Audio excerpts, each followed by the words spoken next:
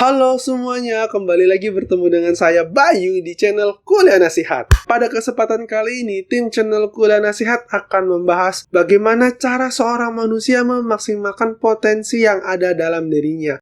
Mengingat manusia diciptakan sebagai seorang pemimpin di muka bumi ini, berarti ia memiliki potensi lebih besar dari makhluk lainnya. Sebelum membahas ini lebih lanjut, kita akan coba mendalami terlebih dahulu bagaimana kapasitas manusia jika dibandingkan dengan makhluk lainnya ini.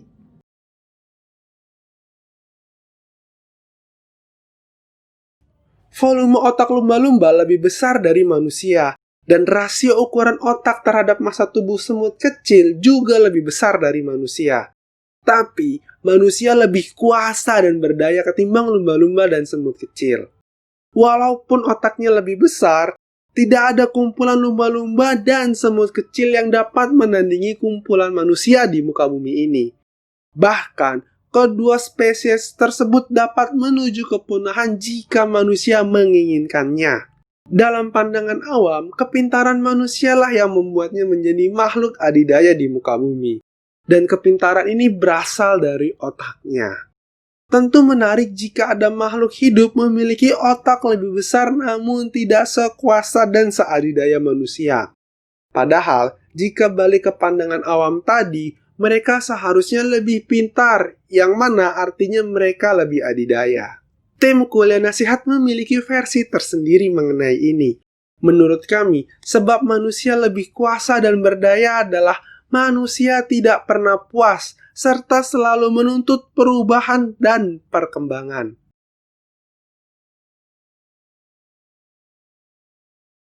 Sekilas, kalimat tidak pernah puas dan selalu menuntut perubahan dan perkembangan terkesan penuh hasrat duniawi dan mengandung unsur keserakahan. Namun, kalimat ini juga dapat diartikan sebagai hidup itu harus mengalir, harus terus berproses, tidak bisa diam di titik tertentu saja. Jika ia tidak mengalir, maka ia akan menjadi air yang keruh dan berkualitas buruk.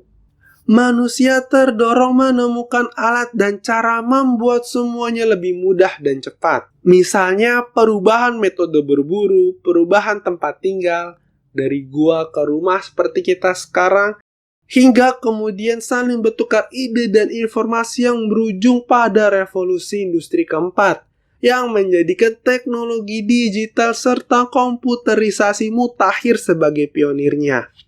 Jika ada yang berpendapat semangat tersebut menimbulkan berbagai kerusakan alam, seharusnya mereka perlu melihat ini secara fair. Hasrat manusia untuk terus berkembang juga menghasilkan alat-alat canggih untuk memadamkan api.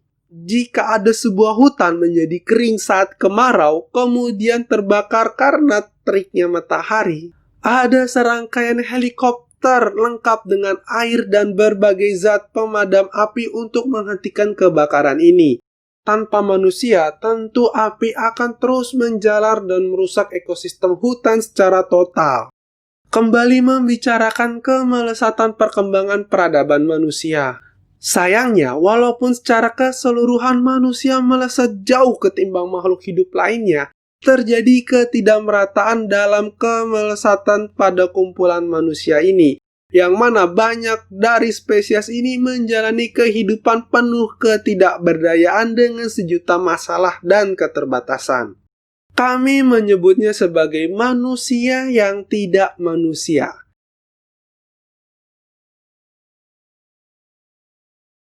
Manusia yang tidak manusia kehilangan sisi sebenarnya manusia, yakni rasa tidak pernah puas serta selalu menuntut perubahan dan perkembangan.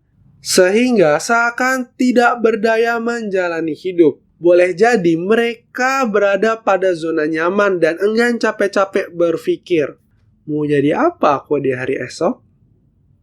Kemudian mereka berdalih bahwa hidup hanya sementara, hidup tak melulu soal kerja, hidup harus dinikmati dan hidup harus disyukuri.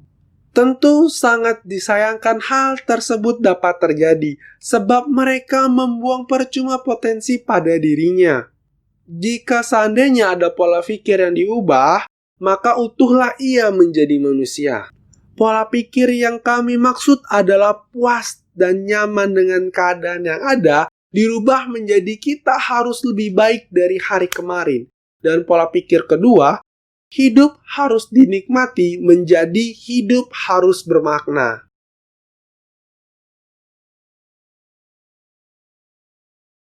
Ketika merubah pola pikir dari puas dan nyaman dengan keadaan yang ada, menjadi kita harus lebih baik dari kemarin, bukan berarti kita menuntun diri pada keserakahan.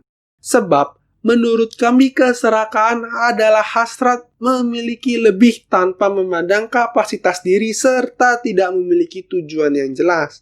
Sementara, dengan memiliki pandangan kita harus lebih baik dari kemarin, kita tidak hanya terfokus pada kepemilikan harta benda seperti uang, tanah, dan saham, tetapi juga pada kemampuan dan kebijaksanaan diri.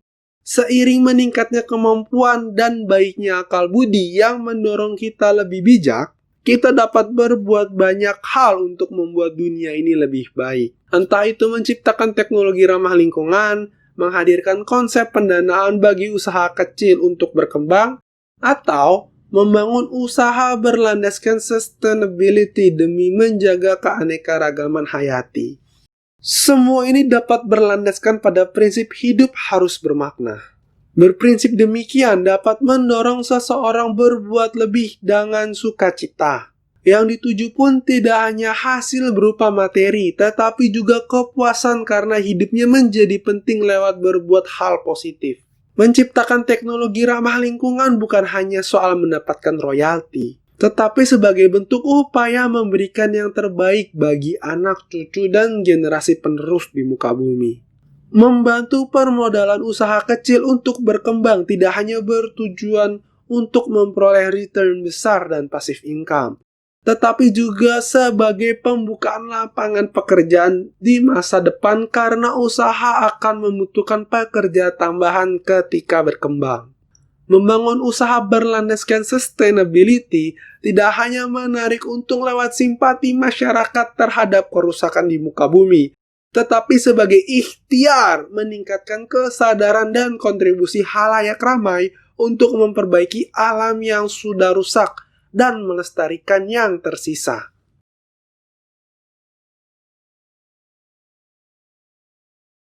Jika dilihat demikian, tentu pikiran hidup harus bermakna bukan hanya soal kenikmatan. Memang dapat dimaklumi banyak orang mencari kenikmatan karena dunia modern menuntut manusia bekerja keras dan lebih keras seiring berjalannya waktu. Kerja seperti ini kemudian memantik mereka yang tidak nyaman berpendapat. Untuk apa bekerja keras? Toh hidup hanya sekali. Kenapa tidak dinikmati saja kehidupan yang sekali ini? Memang betul, kita hidup hanya sekali. Tetapi jika kehidupan yang hanya sekali ini membuat kita berfokus pada kenikmatan, maka kita hanya mementingkan diri sendiri saja. Kenikmatan identik dengan hiburan. Dan jika seseorang berlibur, ia hanya menyenangkan diri sendiri. Ya, walaupun penyedia jasa terkait seperti hotel, pesawat, restoran, dan tempat rekreasi juga ikut senang sih. Tetapi jika pola berpikir kita didasari hidup harus bermakna, maka yang merasakan manfaatnya tidaklah segelintir. Dan pihak-pihak yang memperoleh manfaat kala kita mengajar kenikmatan seperti hotel, restoran, pesawat, itu juga akan memperoleh manfaat ketika kita berjuang untuk membuat hidup ini lebih bermakna. Mari pikirkan sejenak, dengan posisi kita ini sebagai manusia, sudah optimalkah kita memainkan peran?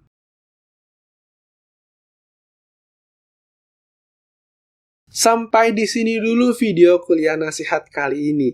Jika ada komentar, entah itu pro atau kontra, silahkan utarakan pada kolom komentar. Kawan-kawan juga dapat menuliskan pertanyaan di kolom komentar ini jika ingin meminta pendapat dari tim channel kuliah nasihat. Jika pertanyaan kawan-kawan menarik, kami akan tanggapi dalam bentuk konten video yang akan datang. Baik semuanya, sampai jumpa di video berikutnya. See you.